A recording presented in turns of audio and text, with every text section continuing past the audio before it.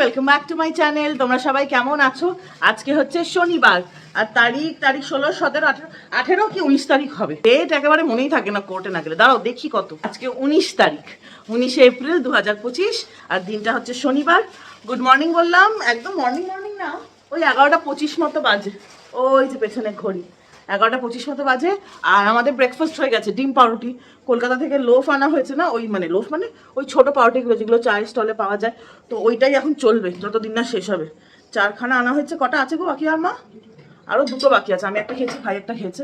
আমি আজকে নর্মাল পাউরুটি খেয়েছি, ওটা খাইনি। আর ডিম পোচ তো সোজা সাপটা একেবারে ব্রেকফাস্টে কোনো রকমারি এই গরমকালে আর বিশেষ হয় না।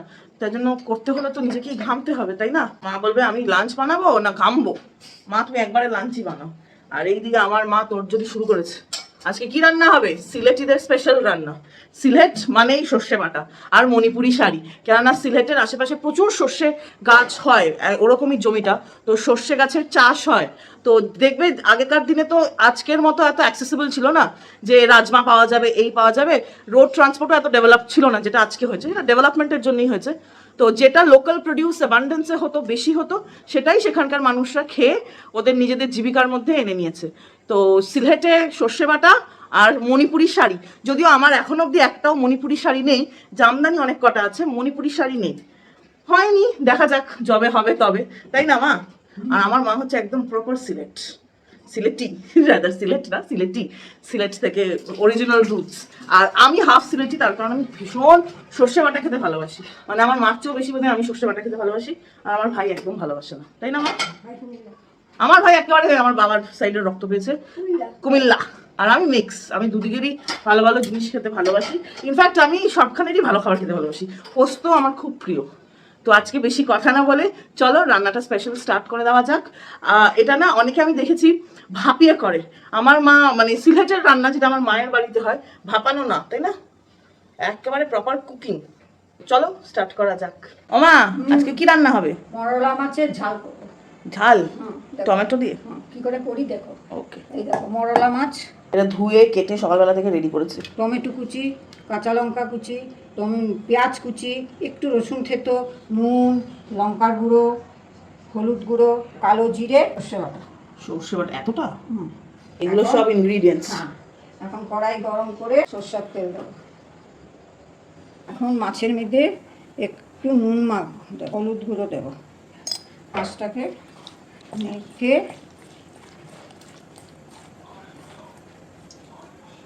5 মিনিট রেখে দেবো। এভাবে তুমি কোঅর্ডিনেশনের প্রবলেম। মেখে 5 মিনিট রেখে দেবো। এটা কড়াই তেল গরম হয়ে গেছে, এখন মাছগুলো ভাজবো।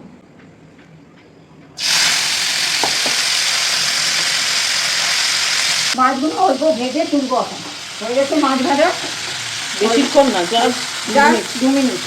পাতলানো, বেসিক্যালি ভাজাও না এটা, ভাজা না, তাই না? অল্প করে তেলের মধ্যে নাড়িয়ে নেবো যাতে মাছের সেই কাঁচা গন্ধটা চলে যায়। তুলে নেবে এবার মাছগুলো। এইভাবে মাছগুলোকে তুলে নেবে আমার মা। তারপরে কি করবে সেটা আমিও শিখবো। তেলটা ছেঁকে ছেঁকে তুলছে যাতে বেশি তেল না পড়ে রান্নায়। কালো জিরে ফোড়ন দিয়ে এখন পেঁয়াজ কুচিগুলো দিয়ে দেবো। রসুন থেতো করা আছে সেটাও দিয়ে দেবো।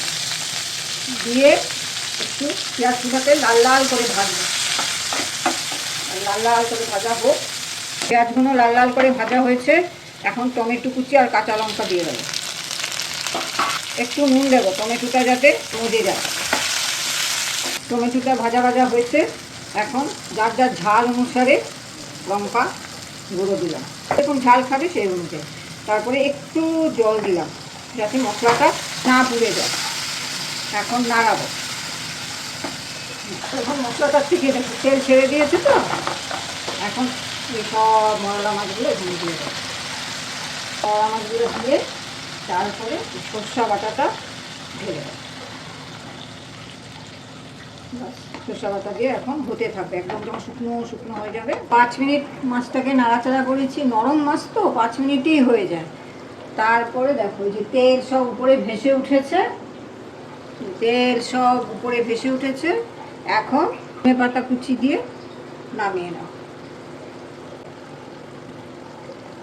কারোর ইচ্ছা হলে উপরে কাঁচা তেলও দিতে পারে, আমি দেই না, যেহেতু আমরা কাঁচা তেল খাই না তাই দিই না।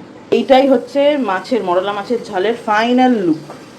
বাকিটা খেতে বসার সময় দেখা যাবে। ঘড়িতে বাজে 2:30, ফ্রেশ হয়ে গেছি, ওই যে বাজে 2:30। আর আজকে সিজনের প্রথম যে জিনিসটা হয়েছে সেটা কি বলো তো, কারা কারা গেস করতে পারছো? অনেকের বাড়িতেই আই এম শিওর হয়ে গেছে, আমাদের বাড়িতে আজকে হলো। কালকে মা অফিসে গেছিলো না, ডাক্তার দেখে হসপিটাল থেকে, তো আমি ক্লায়েন্ট মিটিং করছিলাম, কাজ করছিলাম। মার ভাই গেছিলো গোবিন্দপুরি, ওখান থেকে বাজার টাজার করে একবারে এসছে। তারপর ভাই গিয়ে স্ন্যাক্স নিয়ে আসলো, সিঙ্গারা আর এগ ডেভিল, তো তার আগেই বাজার করে এনেছে। বাজার করতে গিয়ে মা এই স্পেশাল জিনিসটা এনেছে। এটা গোবিন্দপুরি সিআর পার্কই পাওয়া যায়, এইখানে অত পাওয়া যায় না, বিকজ এখানের লোক ওটা জানেই না যেটু কি। আমি যেরকম সকালবেলা রান্নার সময় বললাম যে যে জায়গায় যে জিনিসটা হয়, ওয়েস্ট বেঙ্গলে এককালে তো প্রচুর প্রোডাকশন হতো না, এখন যদিও জুট ফ্যাক্টরিজ বন্ধ হয়ে গেছে।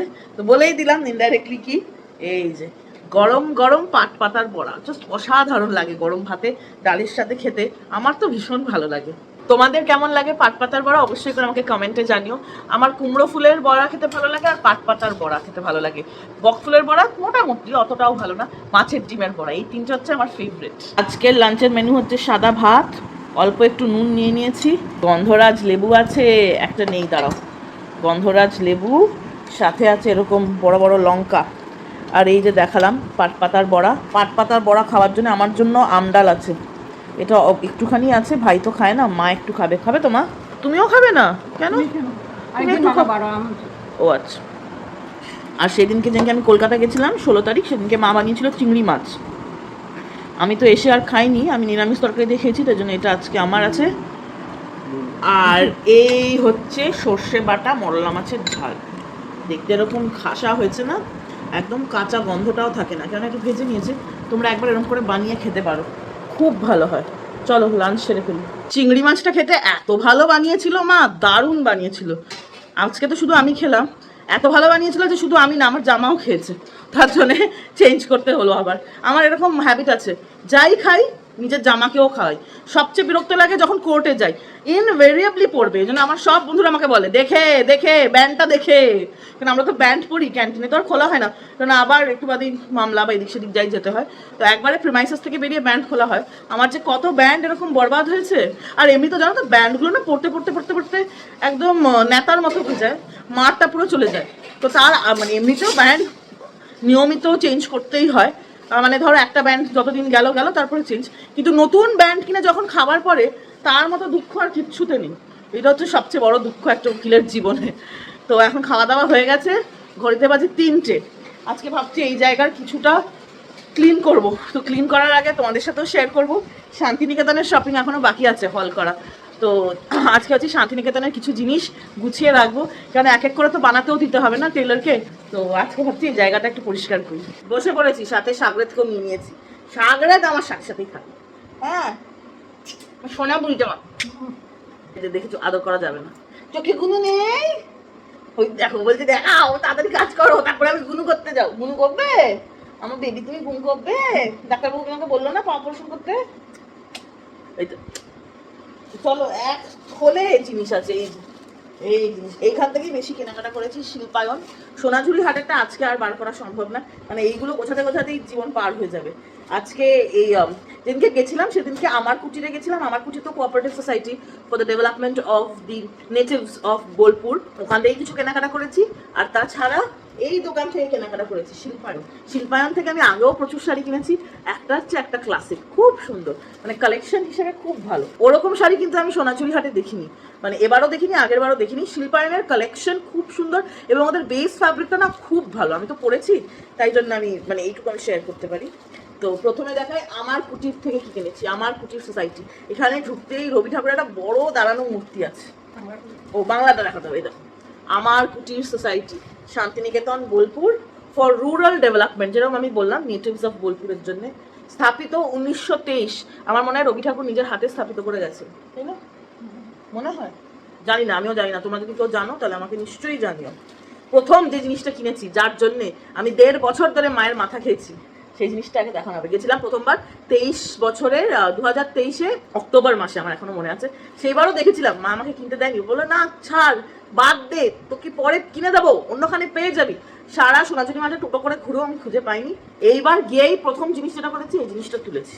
এটা কি বলো তো, তোমার মাথা কতটা খেয়েছি আমি? প্রচুর। এই জিনিসটা দাঁড়ো তুলে দেখাই, এই জিনিসটা এটা এনে ধরো। এটা হচ্ছে এরকম একটা ব্যাগ, লেদারের ব্যাগ। আমারটা এরকম কাজ করা, অন্যদেরটা এক একটা এক এক রকমের কাজ করেন আছে ওখানে। আর এটা কিন্তু স্লিং ব্যাগ, এই যে স্লিংটা আছে। এই ব্যাগটা না দিলে আমি পাগল হয়ে যেতাম, বুঝেছো?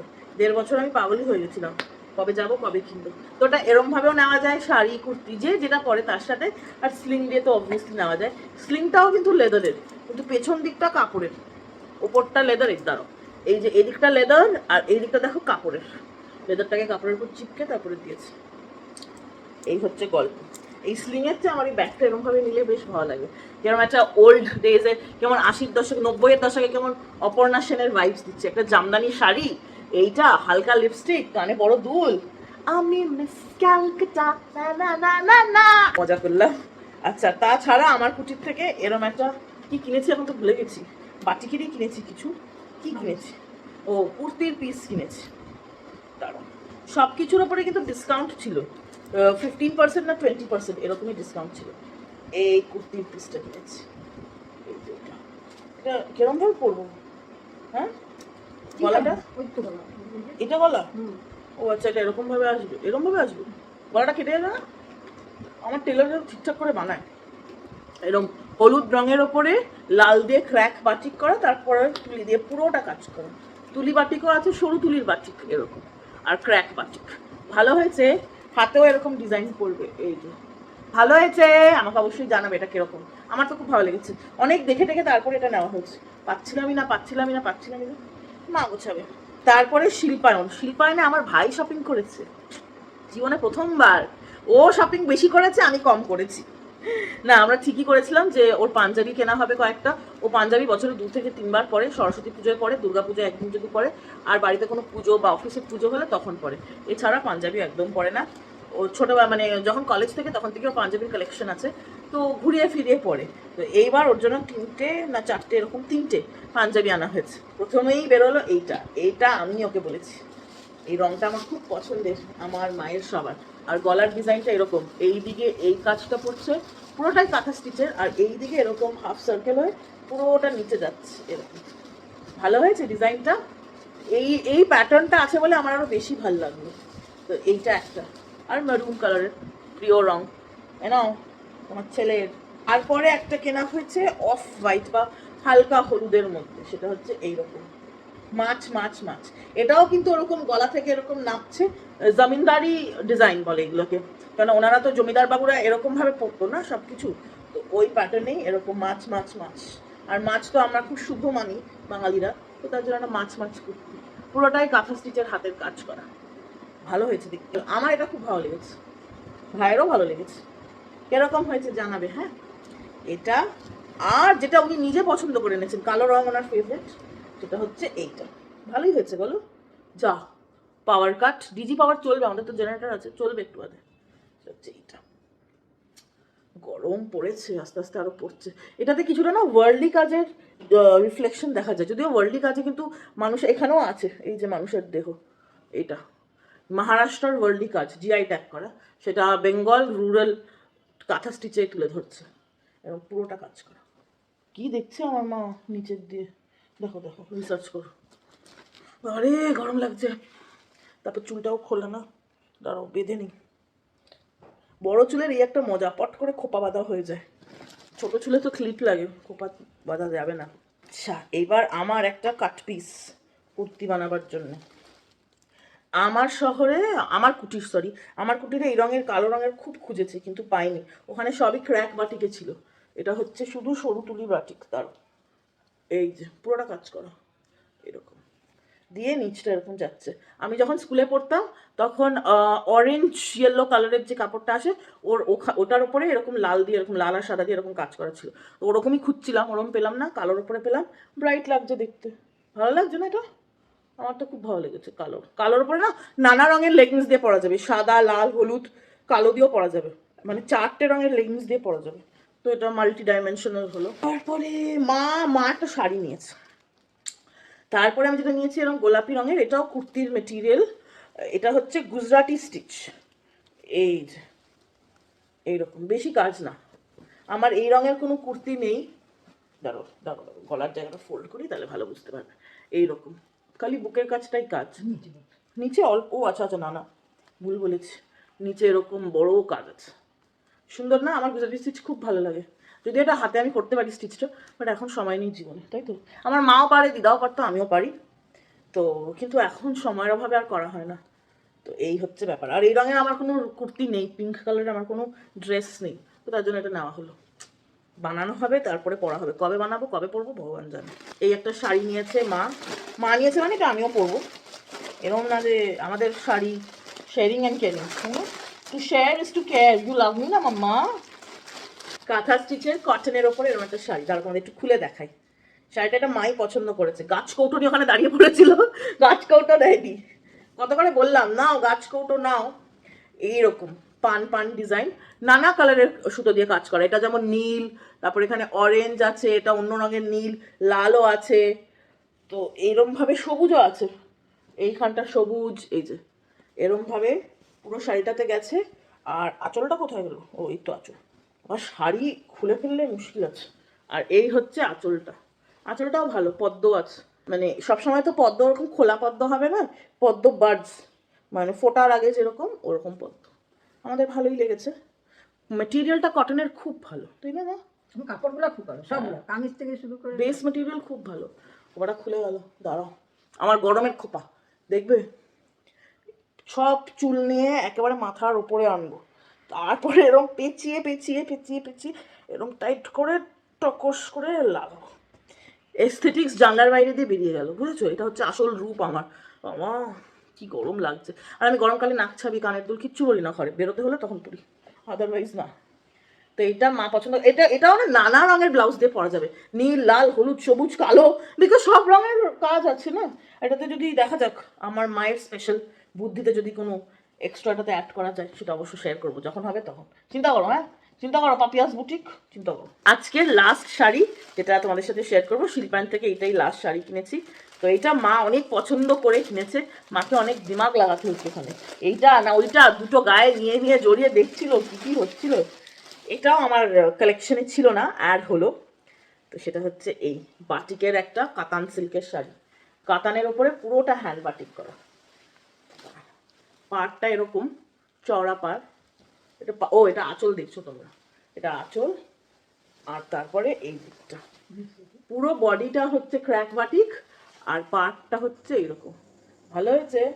তা তোমাদেরকে একটু ঘুরিয়ে দেখাই, তাহলে একটু বেটার লাগবে দেখতে।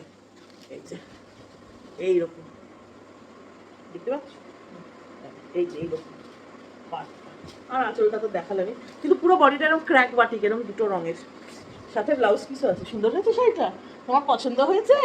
দেখো গায়ে ফেলে দেখো। আমার গায়ে না না না না, আগে তুমি পছন্দ হয়েছে তোমার গায়ে ফেলা হবে। হ্যাঁ, ব্লাউজ পিসটা বানাবে। উনি ব্লাউজ পিস দিয়ে বানান না, উনি নর্মাল ব্লাউজ দিয়ে পরবেন, তাই তো।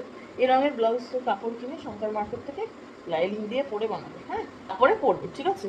এই জায়গার মানে পাটটা একটু এরকম সরু পাড়, হ্যাঁ কোমরে উপরের দিকের পাটটা সরু, আর নিচের দিকে চওড়া পাড়।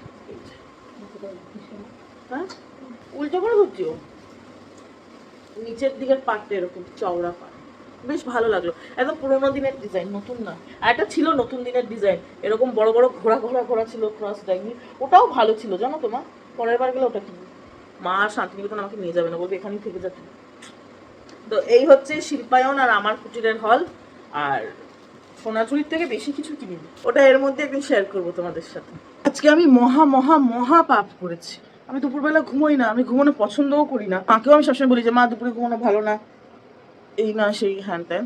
আজকে আমি নিজেই এমন ঘুম ঘুমিয়েছি, ঘুম থেকে উঠেছি 7টা, এখন ঘড়িতে বাজে 7টা 25। কি হয়েছে, গরমকাল যেহেতু এসি চালাতে হচ্ছে দুপুরে রাতে, তো এসি চালিয়েছে, মা ঘুমিয়েছে, মার পাশে ভাইও ঘুমিয়েছে, নাক ডাকছে। বললাম হ্যাঁ একটুখানি পাওয়ার ন্যাপ নেই। সে সোজা কটার সময় ঘুমোতে গেছি, তখন বাজে 3:30, উঠেছি 7টা। এত মহা পাপ করেছি আমি।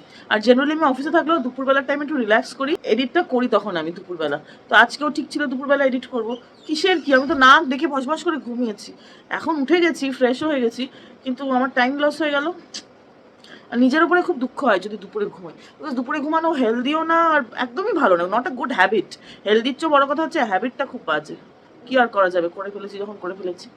এই লম্বা উইকেন্ড বাড়িতে থাকলেই ঘুমোবো। আর আজকে ইভিনিং স্ন্যাক্সের দায়িত্বে ভাই, ও ডিনারের দায়িত্বেও ভাই। আজকে একটা ইন্টারেস্টিং ডিনার বানাবে, তোমাদের সাথে অবশ্যই শেয়ার করবো।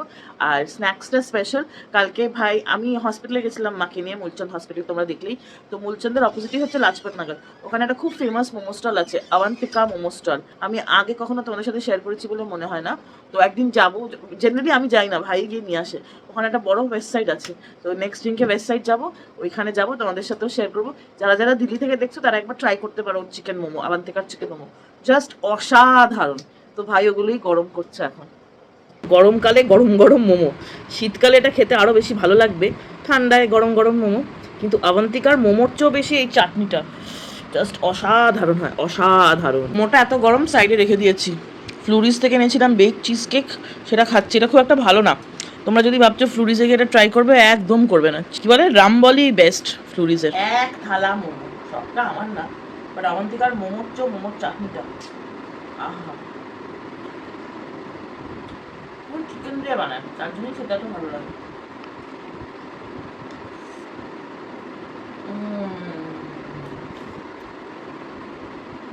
জাস্ট অসাধারণ। এতটা ঝাল হয় তো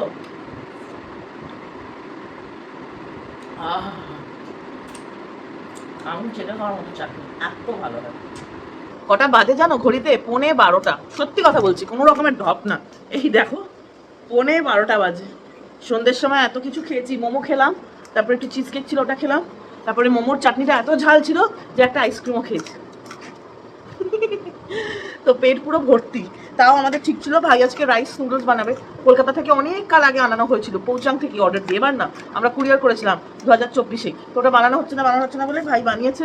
এটা হাফই, বাকিটা আমি তুলে রেখেছি, কালকে ব্রেকফাস্টে হয়ে যাবে। এটা খেতে অসাধারণ হয়। আমার এমনিতেও রাইস নুডলস খুব ভালো লাগে।